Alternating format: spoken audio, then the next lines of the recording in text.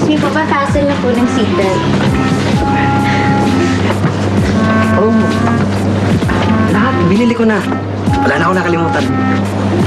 Sir, excuse me po, okay lang po ba kung patayin niyo yung cellphone niyo kasi mag-take off na po yung aeroplano? Pwede bang sandali lang? Magpapaalam na ako sa misis ko. Pretty. Sir, pasensya na po kasi bawal po talagang gumamit ng cellphone sa loob ng aeroplano, lalong-lalo na po kung mag-take off na po tayo. Sabi ng sandali lang eh.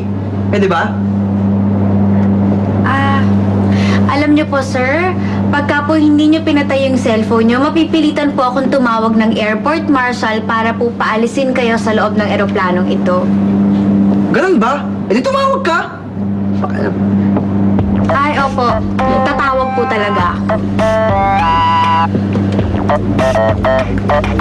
Hello? Yes, Kuya Marshall. Paki-pick up nga tong meron ako ditong pasahero eh. Grabe, ang laki-laki ng ulo. Tapos, ayaw ibaba yung cellphone. Gumagamit mo ng cellphone dito sa loob ng aeroplano.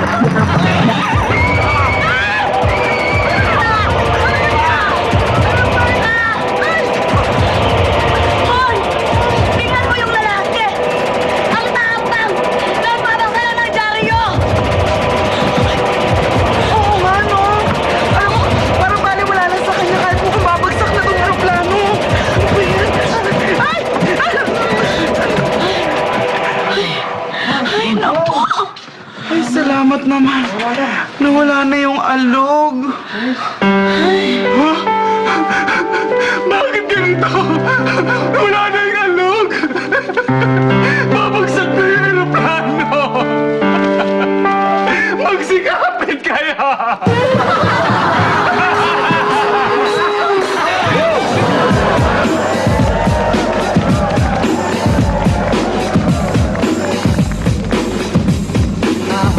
Comprehend. I hope you comprehend.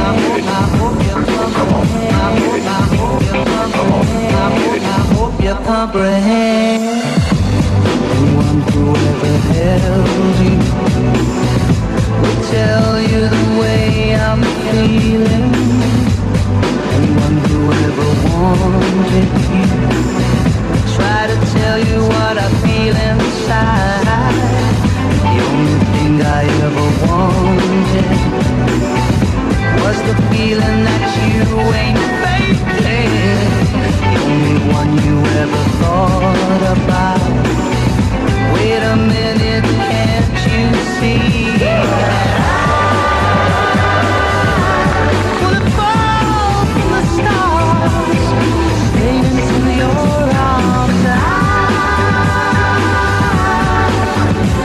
I feel you, I hope you comprehend.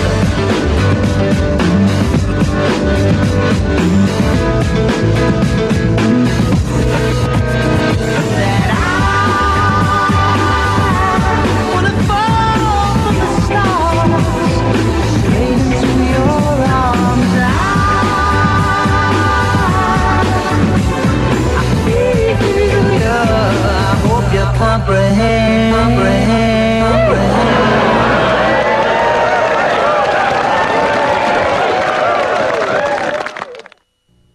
Ang programang ito ay inihatid sa inyo ng P&G, Pantene Hair Fall